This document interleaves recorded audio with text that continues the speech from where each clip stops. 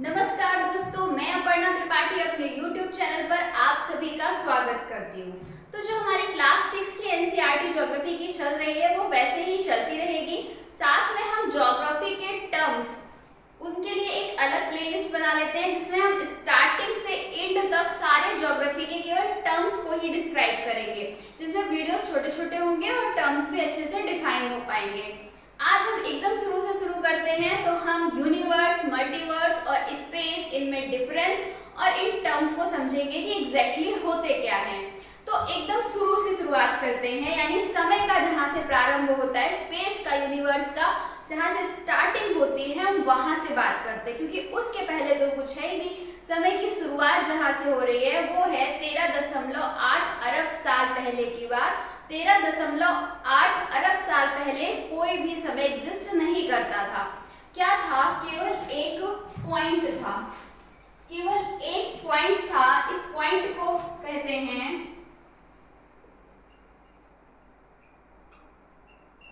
प्राइमेवल atom, या फिर इसको बोलते हैं सिंगुलैरिटी, या इसी को बोलते हैं कॉस्मिक एग। किसे? इस छोटे से पॉइंट को। ठीक, अब ये पॉइंट कितना छोटा है, मतलब शुरुआत में कुछ भी नहीं है, सिर्फ एक पॉइंट है। और ये पॉइंट भी कितना बड़ा है, जरा इमेजिन करिएगा कि एक एटम के अंदर उसका नाभिक, उस नाभिक के अंदर प्रोटॉन, वो प्रोटॉन कितना बड़ा होगा। आप बहुत पावरफुल माइक्रोस्कोप लेंगे तब शायद आप उसको देख पाएंगे। ठीक है, अब उस प्रोटॉन को आप लीजिए और उस प्रोटॉन को आप तोड़ना स्टार्ट करिए। आप उसको एक बार नहीं, दो बार नहीं, 10 बार नहीं, 100 बार नहीं, 1000, 10,000, 1,00,000 बार नहीं, आप उसको 10 to the power 20 टाइम्स तोड़िए प्रोटॉन को, तब जो आपको मिलेगा ये वो पॉइंट है। और इस पॉइंट में, इस कॉस्मिक एग में, इस सिंगुलैरिटी में टेम्परेचर इनफाइनाइट है, डेंसिटी इनफाइनाइट है, प्रेशर इनफाइनाइट है, एनर्जी इनफाइनाइट है। और ये पॉइंट कितना बड़ा है आप इमेजिन ही नहीं कर सकते। तो जो इसकी लेंथ बताई गई है वो है 1.6 into 10 to the power -35 metre. मतलब इतनी बड़ी लेंथ तो एग्जिस्ट ही नहीं करती है। फिलहाल अगर हम जो देखें तो इतनी बड़ी लेंथ हमें देखने को मिलती ही नहीं है। इस लेंथ को बोलते हैं प्लैंक लेंथ। मतलब ये केवल यूनिवर्स में ही पॉसिबल है, इतनी बड़ी लेंथ एग्जिस्ट नहीं करती है। ठीक है, तो ये इतना छोटा पॉइंट है। मानिए ऐसा सर्कल है जिसका रेडियस क्या होगा, रेडियस 0 होगा। अच्छा बताइए, अगर रेडियस 0 होगा तो इसका एरिया कितना होगा? R0 तो A0, A0 तो B भी 0, यानी इस पॉइंट का रेडियस, एरिया, वॉल्यूम सब 0 है। ठीक है, अब अच्छा वॉल्यूम 0 है तो अगर हम डेंसिटी निकालना चाहें तो density is equals to mass upon volume. घनत्व बराबर द्रव्यमान बटे आयतन, यही होता है। तो density is equals to mass upon volume. तो डेंसिटी बराबर, नीचे हम रखेंगे 0, ऊपर रखेंगे हम मास, तो क्या निकल के आएगा? इनफाइनाइट। क्या निकल के आएगा? इनफाइनाइट। वॉल्यूम 0 है तो डेंसिटी इनफाइनाइट होगी। ठीक है, ठीक, लेकिन हाँ, तो डेंसिटी क्या है? इनफाइनाइट है। लेकिन अगर हम डेंसिटी और टेम्परेचर का डिफरेंस देखें तो डेंसिटी और टेम्परेचर आपस में हमेशा इनवर्सली प्रोपोर्शनल होते हैं। यानी कि अगर डेंसिटी ज्यादा होगी तो टेम्परेचर कम जरूर ही होगा।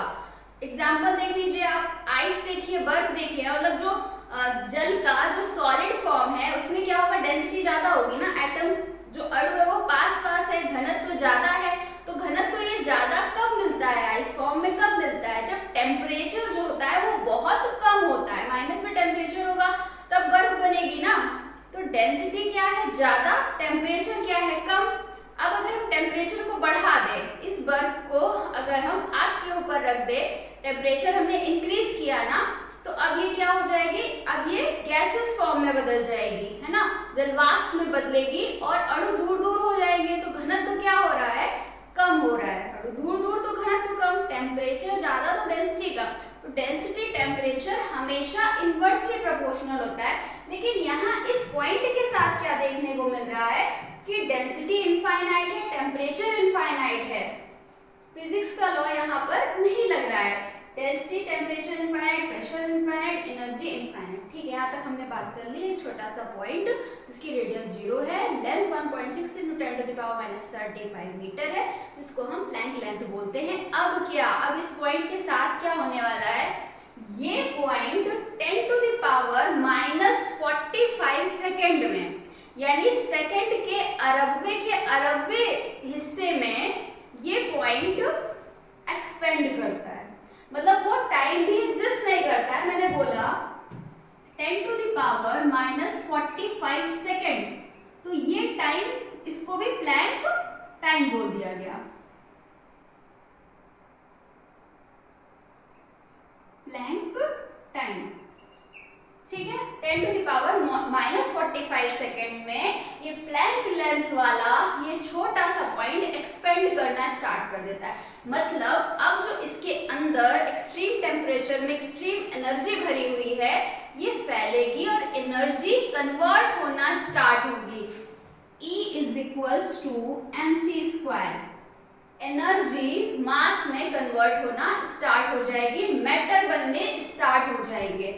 अब ये क्या हो रहा है, जब ये पॉइंट एक्सपेंड हो रहा है तो ये यूनिवर्स क्रिएट कर रहा है, इसने स्पेस क्रिएट किया, इसने टाइम क्रिएट किया, मैटर, एनर्जी जो कि लाइट और हीट के फॉर्म में, ये सब कुछ इस पॉइंट से क्रिएट हुआ है 10⁻45 सेकेंड। इतने कम समय में ये जितना एक्सपेंड हो गया यूनिवर्स, उतना आज तक एक्सपेंड नहीं हो पाया है, लेकिन यूनिवर्स अभी भी एक्सपेंड हो रहा है। ठीक, अभी जो मैंने ये सारी कहानी बताई कि एक पॉइंट था जो 10⁻45 सेकेंड में एक्सपेंड करता है, जो एनर्जी निकलती है वो मैटर में कन्वर्ट होना स्टार्ट हो जाती है।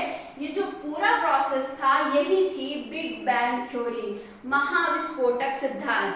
अच्छा, नाम से क्या लगता है कि बिग बैंग, कुछ बड़ा सा बैंग हुआ होगा, हिंदी में महाविस्फोटक, विस्फोट हुआ होगा। नाम से लगता है कि जो पॉइंट है वो एक्सप्लोड कर गया होगा। मुझे भी बहुत टाइम तक यही लगता था कि पॉइंट में विस्फोट हुआ है, वो फट गया, और जब वो फटा तो उसके अंदर जो कुछ भरा हुआ था वो सब निकल गया।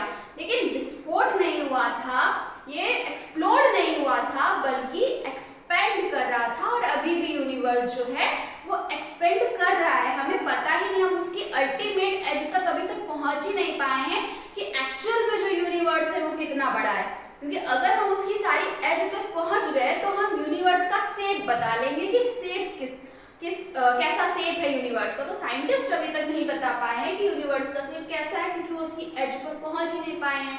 हम अभी तक केवल, अगर हम यूनिवर्स को इस तरीके से ले तो हम इसकी जो लेंथ देख पाए हैं वो 93 बिलियन लाइट ईयर्स तक ऑब्जर्व कर पाए हैं यूनिवर्स को। ठीक, तो ये हो गया यूनिवर्स का कॉन्सेप्ट। देखो, यूनिवर्स जो टर्म है वो लैटिन लैंग्वेज के टर्म यूनिवर्सम से आता है, यूनिवर्सम। यूनिवर्सम का क्या मतलब होता है, ऑल थिंग्स। ऑल में खुद ही सब समझ आता है, तो खुद ये जो टर्म है ये खुद अपने आप को डिफाइन कर रहा है कि सब कुछ, ऑल थिंग्स, होल। होल क्या डिफाइन कर रहा है कि सब कुछ। तो यूनिवर्स माने सब कुछ, कुछ भी है। आप और हम यूनिवर्स के हिस्से हैं, हमारी पृथ्वी यूनिवर्स का हिस्सा है, जो कुछ भी है सब यूनिवर्स का हिस्सा है। यूनिवर्स हमें समझ में आ गया। बात करते हैं मल्टीवर्स की। जो यूनिवर्स है वो तो सबसे बड़ी इकाई है, तो जब यूनिवर्स सबसे बड़ी इकाई है तो फिर ये मल्टीवर्स क्या है, इसी का हिस्सा होगा? नहीं, मल्टीवर्स ऐसी चीज है जो एग्जिस्ट नहीं करती है। मल्टीवर्स केवल एक हाइपोथेटिकल कॉन्सेप्ट है, ये रियल में एग्जिस्ट नहीं करता है। कुछ साइंटिस्ट की ऐसी थ्योरीज है कि हो भी सकता है कि हमारा यूनिवर्स कई सारे बबल्स में से एक बबल हो सकता है बहुत सारी ऐसी ही यूनिवर्स हो जिनको हम मिला के बोल रहे हैं कि मल्टीवर्स हो, और उनमें से एक हमारा यूनिवर्स हो, और उन यूनिवर्स पर हो सकता है फिजिक्स के अलग अलग लॉ काम कर रहे हो। तो ये केवल हाइपोथेटिकल कॉन्सेप्ट है, मूवीज वगैरह में मल्टीवर्स का बहुत कॉन्सेप्ट दिखता है, ठीक है। अब हम बात करेंगे कि यूनिवर्स और स्पेस में क्या अंतर होता है। जनरली हम एक ही सेंस में लेते हैं। हिंदी में देखो तो यूनिवर्स को ब्रह्मांड बोलते हैं और स्पेस को अंतरिक्ष बोलते हैं। स्पेस जरा कायदे से समझना, क्योंकि कंफ्यूजन स्पेस बहुत ज्यादा क्रिएट करता है। यूनिवर्स तो कंफ्यूजन नहीं क्रिएट करेगा, क्योंकि बोल दिया ना all thing, universe means all thing, सब कुछ यूनिवर्स में आ गया, खत्म बात, कोई भी चीज एक्सक्लूड नहीं करनी है, सब कुछ इंक्लूड करना है, वो यूनिवर्स है, ठीक।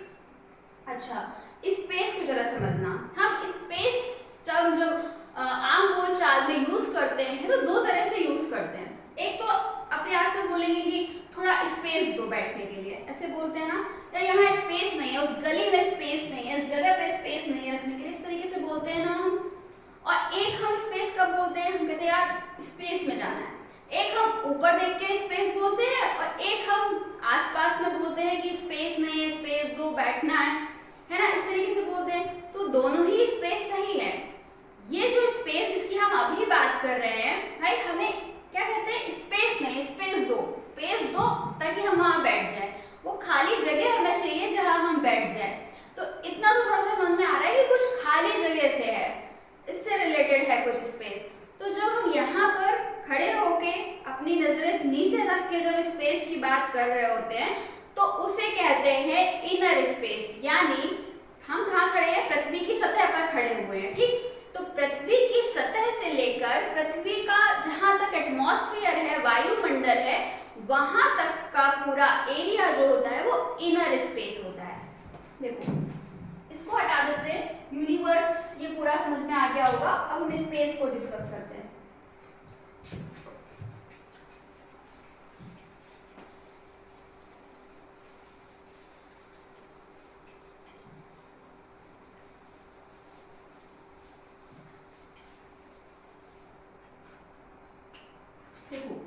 ये हमारा अर्थ है, अर्थ के ऊपर एटमॉस्फेयर है यानी कि वायुमंडल है, यानी कि गैसेस हैं जो अर्थ को घेरे हुए हैं, जो कि हमारा सुरक्षा कवच भी कहलाती हैं। इस तरीके से वायु की जो है लेयर्स हैं, ठीक। Troposphere, stratosphere, mesosphere, thermosphere, exosphere, इस तरीके से 5 लेयर हैं जो कि हमारा एटमॉस्फेयर, वायुमंडल बनाती हैं। और ये लगभग 10,000 किलोमीटर तक है,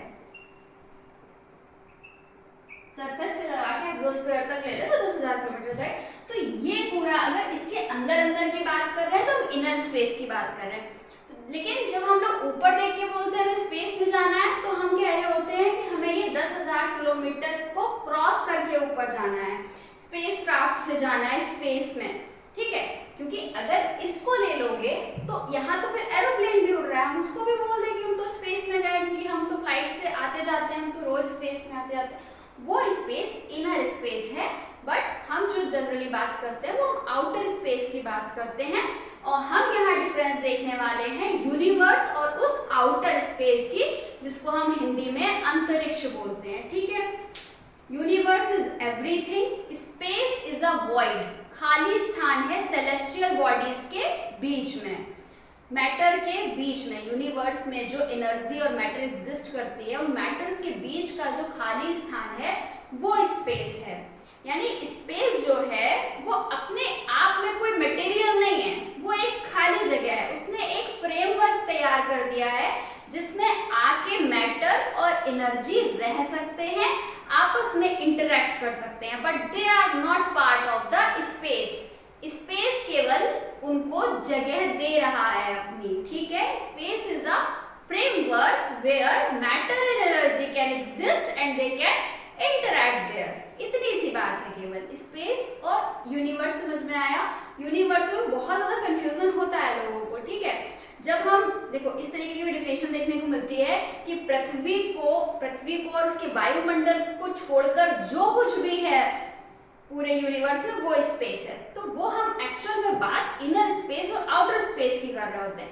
लेकिन जब हम एग्जैक्टली यूनिवर्स और स्पेस में अंतर देख रहे होते हैं तो यूनिवर्स में सब कुछ आ जाएगा और स्पेस केवल एक फ्रेमवर्क है जो यूनिवर्स के मैटर और एनर्जी को जगह देता है रहने के लिए और इंटरैक्ट करने के लिए।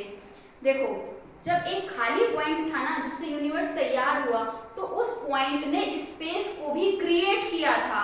स्पेस के अंदर पॉइंट नहीं था, पॉइंट ने स्पेस को बनाया है। क्योंकि अगर वो पॉइंट जब वो एक्सपेंड कर रहा था, अगर वो स्पेस नहीं बनाता तो उसके मैटर और उसके एनर्जी एग्जिस्ट कहाँ करते।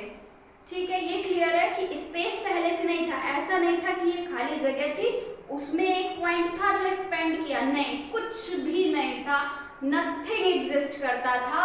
एक पॉइंट जिसने एक्सपेंड होके खुद ही टाइम बनाया, खुद ही स्पेस, मैटर, एनर्जी सब कुछ बनाई।